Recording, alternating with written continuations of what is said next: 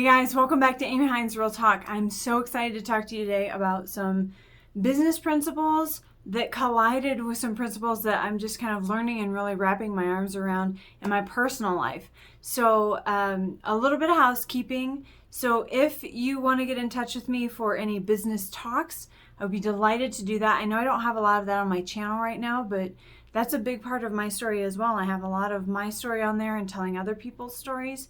But I'm a business professional as well. I have 2 master's degrees.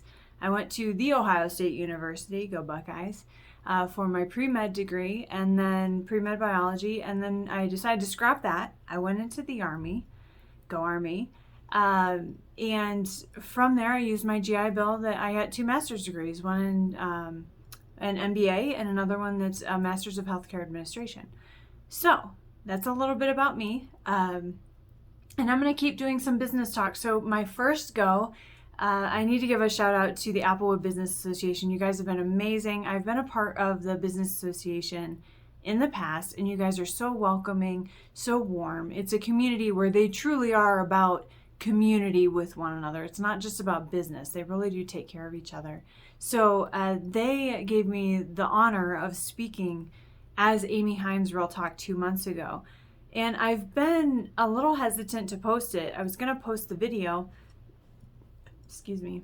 Don't drink carbonated water before you do a video, guys. I was going to post that video, but we realized when we started looking back at the footage that there was trouble with the audio. So I was speaking with a handheld mic, and I started Amy Hines Real Talk in COVID, and I don't sit here with a handheld mic. That'd be weird. So my audio was not perfect, but I think I'm still going to post it because this is real talk after all. And part of this is just documenting my journey. It's not perfect and it's not always pretty, and it's not, I try to do videos when I actually put makeup on, but I do ones without makeup even because it's supposed to be authentic. And authenticity is that sometimes it's not perfect, but you can't let lack of perfection stop you from doing it. So I think I'm going to put it up, so bear with me on that. But if you like it, or if you like this talk, click the like button, the share button. You can get in touch with me if you would like me to speak at your organization or any organization that you know. You can go to ahrealtalk.com. That's my website. You can contact me there. Or you can email me at info@ahrealtalk.com. I would love to hear from you. So let's get into it. This idea of specialization. I've heard it tossed around there was a podcast I was listening to. It was actually a YouTube video. It's Rabbi Daniel Lapin. He's hysterical. He's just a straight shooter, but he has some fantastic wisdom about finances and growing your business and all of these things. So I very much enjoyed it. And he gave an example of a gentleman. Let me get this right. I think, do I have it written down? Oh, it's his name. Samuel Colt. A man named Samuel Colt that had a revolver manufacturing business back in the 1800s. And he had like 6 guys. They would each build the weapon from beginning to end, stamp it with their initials, and then at the end of the day, they would get paid based on how many they made. So he, being a smart and wise business owner, continued to want to learn and grow and find innovative ways to improve his business. And he had read something about specialization, and he brought it to his guys, and it was going to be a change in the process. Now, let me put a pin in that. I'm going to digress for just a second, but I promise I'll come back. So follow me here. So you're doing a process one way. Your boss comes to you and says, okay, I want to do it another way. The initial reaction almost always is, ugh, I don't want to change. For any number of reasons, we don't want to change. Change is hard. It's uncomfortable. It might be messy, right? Well, let's look at this little tangent that I heard at a business talk today that I loved, and it was talking about Tiger Woods. And he came out when he started golfing, and he was winning 25% of the tournaments that he played in. And then he said, I think maybe I can improve this. I might be able to do better than this. I'm going to change my swing. And he was willing to accept and understood that if he changed his swing, it would probably plummet, and it did. He went for a few years, he was down to winning only like 5% of the tournaments that he was in. But once he really got it down, once he embraced the change and really dove into it, he was winning like 45% of the tournaments that he was in. 25% to 45%. That's pretty spectacular. So, going back to this Samuel Colt's idea that he was gonna change up the business. So now we're gonna specialize, right? So Charlie, he's the beginning of the production line. Charlie is going to do the first step of the process. Maybe he's gonna bore out the barrel. And then Joe is maybe the second part of the process, and he's going to do the trigger assembly. And so on it goes until at the end, now they've done it as a group. Once they got the hang of this, their productivity soared. And, excuse me, their productivity soared. Not only did their productivity soar, but they made more money. And this is the part that really struck me. So this is where the professional side of things collided with my personal life, and I loved it. And it really, I think, spoke to what really the bottom line of what Amy Hines Real Talk is about, right? I'm telling my story, and I'm taking the risk so that we can all learn to come together and be a community and understand one another better. So the specialization actually fed a sense of community. So if Charlie doesn't show up, the process stops. The process doesn't even begin because Charlie's not here. So where's Charlie? We need to help Charlie out. We need to make sure that Charlie's successful. We need to check on him. So we go to Charlie's house and we say, "Hey Charlie, what's going on?" "Oh man, my wife is sick and I had to go milk the cows." And the guys are all like, "Listen, what can we do? Task us out. I'll go clean the stalls. I'll go milk the cows. I'll go, feed the chickens. I'll do all of these things so that we can get you to work because we need you. Because we need you." I'm going to say that again. Because we need you, right? So, at first when I heard the idea of specialization, I was like, it's going to be more like what our culture looks like right now, where you're identifying as something so specialized that you don't have the ability to integrate or intermingle with other groups or people that believe differently than you or any of those sorts. It's going to create segregation. And that's not what specialization does. If it's done properly, it actually creates a sense of community. And the motives might not always be entirely pure in the onset where, listen, I need you to show up to work so I can make my paycheck. I don't actually care if you're sick. I just need you to be here so that I can make money. But over time, the more people that really dive into wanting that sense of community, you can flip that person that's doing it for selfish reasons because you'll see the value in the other people, and you have to talk to them.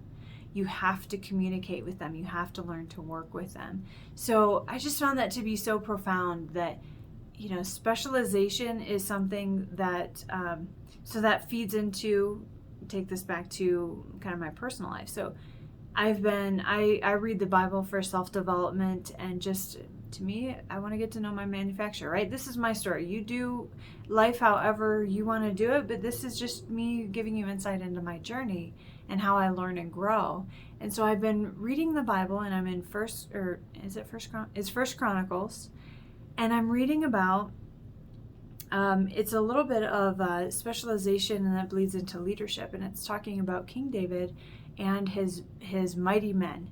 He had 30 mighty men. And of those 30, he had 3 that were especially, fantastic warriors. So I loved it for a number of reasons. One, because it just speaks to the warrior spirit in me. Being a veteran, I have a special heart for that, and it just makes me feel so alive.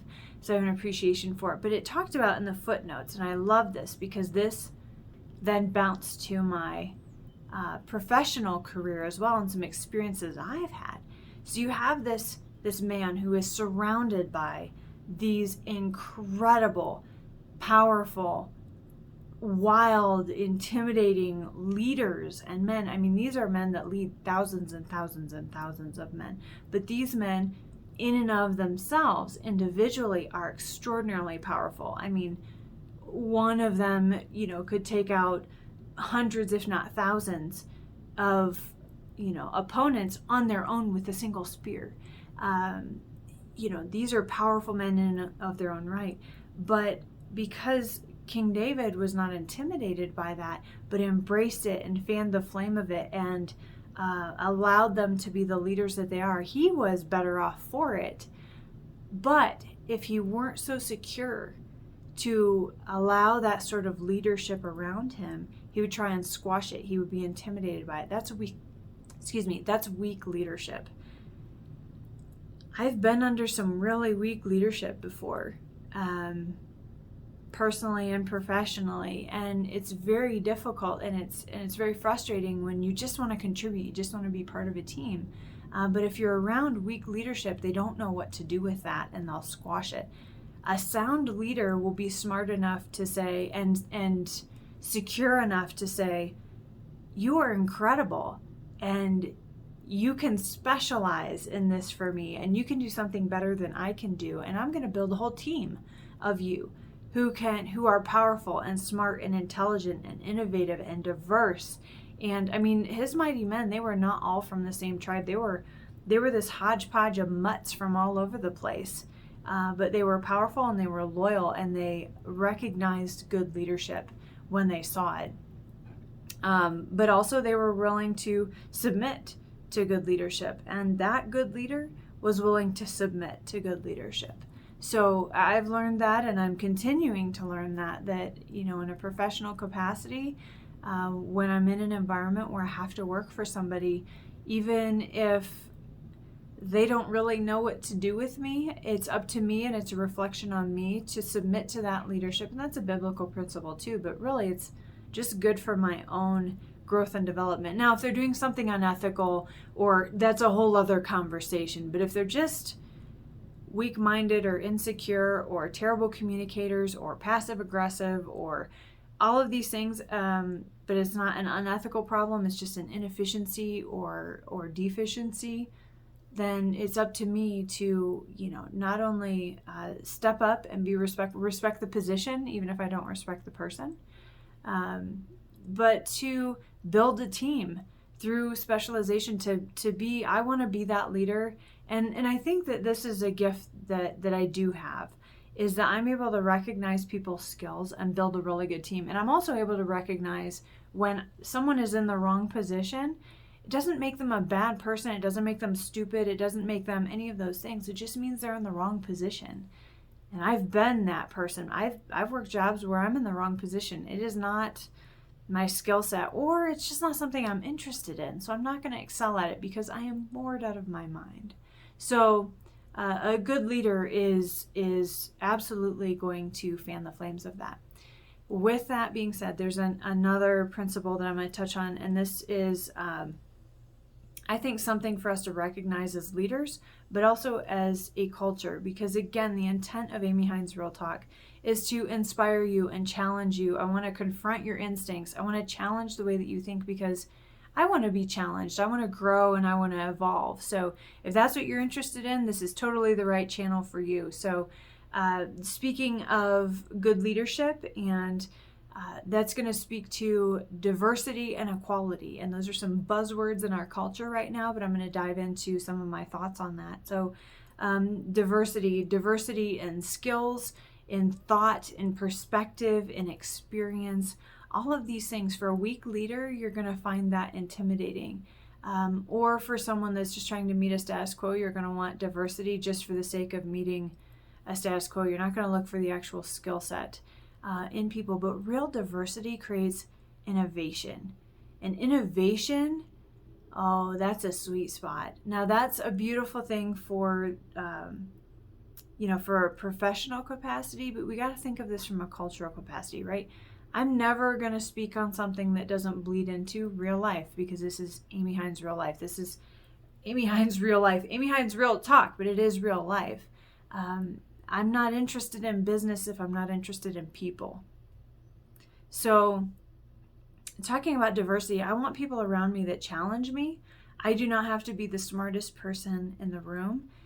But if I have a team of people that are diverse and they're willing to bat around these ideas, and I don't have to love every single one of their ideas or the idea in total, but I might take bits and pieces of, oh yeah, I like that piece. And I don't think that'll work, but oh, that makes me think of this. And what if we did, and it builds innovation. We have got to learn to be willing to have diversity around us for a different purpose.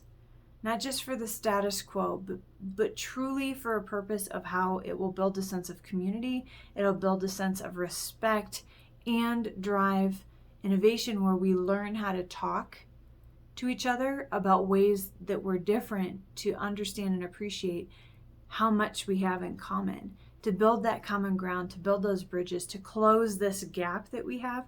We have got to be able to sit at the table. Get to the table, guys. Just get to the table.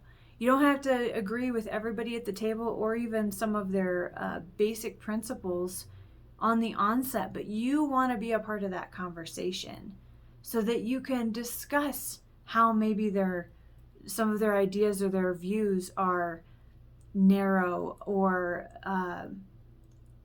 ignorant in some ways, but where you can respect the positions. You can submit to leadership in such a way that you can articulate, that they will respect you and invite you to the table, and you can articulate your perspectives. It is better for everyone. Iron sharpens iron. Now, equality is important. And God gave us wonderful gifts. He gave us the gift of equality, but a gift better than equality is freedom. Equality is good, but equality, we cannot make the mistake of thinking that equality should equal outcome. They're very different things, and that speaks to my experience and in some ways why Amy Hines Real Talk started in the prison. I was telling my story for less than 2 minutes. I had inmates that have been serving multiple life sentences that were in tears. The guard in the back was in tears. And I had inmates lining up to talk to me after the talk, and they're like, how can my kids talk to you? Why did they want their kids to talk to me? Because they learned through my story that we had an equal beginning. We had an equal beginning, equally crappy beginning in some ways. But the outcomes are very different. I should statistically be part of the system, and I'm not. Why is that? So we cannot equate equality with equal outcomes. We all have consequences for our decisions, and victimhood isn't serving us. That's a different topic for a different day, but I'm passionate about this, right? This is all stuff that I have a hard time segregating it into just a business talk and a personal talk. I don't care about business if I don't care about people, and I deeply care about people, and that is what this is all about. So I know I'll recap some of the points because I know I was a little bit all over the place. So specialization is actually a gift for the bottom line for a business, but for a sense of community. We are not designed to do this life alone. We need to learn how to get into community, which means we need to learn how to function with diverse people, and we need to be invested in their outcomes and be invested in their success, not just selfishly, but because that iron sharpening iron, that diversity, it creates innovation, it creates great ideas, and that's one of the things that makes this wonderful country that we live in as special as it is. It's not perfect, it's never been perfect, but you can't wait until everything's perfect to come to the table and get started. You got to start with what you can start with, and then you refine it from there, and you always get better. We have to be willing to grow and to learn. So with that, guys, I will leave you with, and also the other piece of that was change, being willing to accept change. And that change might be a little messy at first, but if you're willing to go through that process and to evolve, you can go from good to great, be that personally or professionally. So we've got to be willing to confront our instincts, to get a little bit uncomfortable, to talk to people that we don't necessarily agree with, to get to know them so we can come to the table, ultimately close this gap, create a sense of community for one another, and do this life together. It will be a lot more fun that way. So with that being said, guys, like, subscribe, share. If you'd like me to come do a talk for one of your organizations, I would love to do that. Get in touch with me. You can get a hold of me at ahrealtalk.com. I will have it down below. Also, my email is info@ahrealtalk.com. I look forward to seeing you soon.